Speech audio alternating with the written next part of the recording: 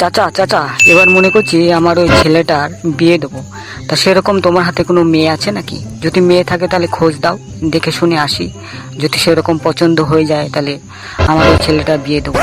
ওরে বাপরে, তোমার ছেলে তো বিয়ে হবে না বাপু। তোমার ছেলে একটা তো পাগল, মাথায় বুদ্ধি সাদ্ধি তো কিছুই নাই। ওই পাড়ায় নাকি রিঙ্কি বলে একটা মেয়ে তোমার ছেলেকে চোখ মেরেছিল, নাকি ওর মাকে এসে সবকিছু বলে দিয়েছে, মা মা ওই রিঙ্কি মেয়েটা আমাকে চোখ মারলো। এ আবার কিরকম ছেলে রে বাবা? এরকম ছেলের বিয়ে হয়? এ তো আসতো একটা গাধা। চাচা আপনি কোনো চিন্তা করেন না, এখন একটু এরকম একটু পাগল মতো আছে, কিন্তু বিয়ের পরে আপনি দেখবেন সব কিছু ঠিক হয়ে যাবে। না রে বাপু না, আমি জেনে শুনে এরকম ছেলের সঙ্গে ওই মেয়েটার আমি জীবন নষ্ট করতে পারবো না। তুমি যেখানে খুশি সেখানে তুমি মেয়ে খোঁজো গা, কিন্তু আমি পারবো না ভাই, পারবো না। তুমি জানো উপায় করো না। চাচা রাগ করছেন কেন? আমরা আমরা তো আপনার আপনজন না, আমরা তো আপনার পর নাই। রাগ করতে গেলে হবে? যাতে যা হয় সেটাই করতে হবে না? একটু চেষ্টা করেন, আপনার হাতে তো অনেক মেয়ে আছে, একটু দেখেন একটু ভালো মেয়ে একটু যদি পান, একটু যদি হেল্প করেন তাহলে অনেকটা উপকার হবে। দেখেন একটু চেষ্টা করে। একটা মেয়ে তো আছে বাপু, মেয়েটা হচ্ছে ওই সোনাপুরে বাড়ি।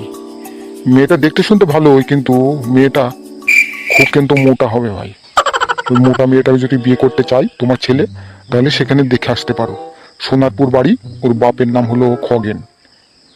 হ্যাঁ ওই তো বাসতলার পিছনে বাড়ি, তোমরা চলে যাও, দিয়ে খোঁজ করতে পারো তোমরা। ও লাল টুকটুকে বৌদি, এত সকালে তুমি কোথায় বেরিয়েছো? এই কেন রে ছোড়া, আমি যেখানে যাই না যাই তোর দেখার দরকার কি? তুই যা খুঁজছিস তাই কর, ঠিক আছে? বেশি ফ্যাগর ফ্যাগর করলে মুখে ক্যাপ করে লাথি মারবো।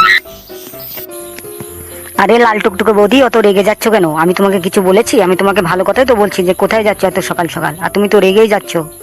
আমার মাথাটা এত সকাল সকাল গরম করিস না, ঠিক আছে? আমার স্বামীর সাথে আজকে রাতে ঝগড়া হয়েছে, ওই জন্য আমার মাথাটা গরম হয়েছে। আমি যেখানে খুশি সেখানে যাব, কাউরে দেখার প্রয়োজন নেই।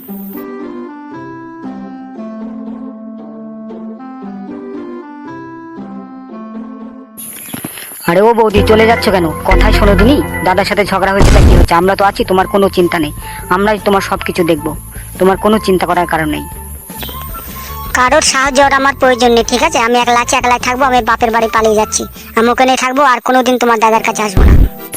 আরে বৌদি, রাগ করতে গেলে হবে? সংসারে থাকলে এরকম ছোটখাটো ঝামেলা হয়ে যায়, কিন্তু রাগ করতে গেলে হবে? চলো বাড়ি চলো চলো। না আমি বাড়ি যাবো না, এই ছোড়া যা, আমি বাড়ি যাবো না, যা। আরে বৌদি বোঝো না কেন? তোমাকে আমি ভালোবাসি, ঠিক আছে? তোমাকে ছাড়া আমি বাঁচতে পারি?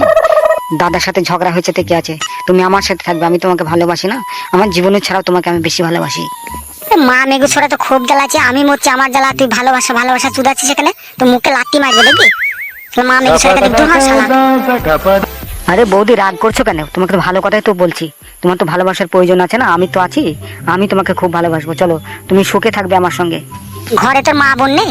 তোর মা বোনের সাথে ভালোবাসা করবে, যা। আমি করবো, আমি এটা চললাম বাপের বাড়ি।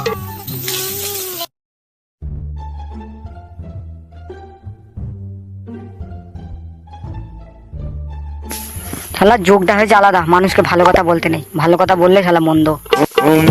তো মর্গা শালা মাগি, যেখানে মরবে মর্গায়, আমি চললাম।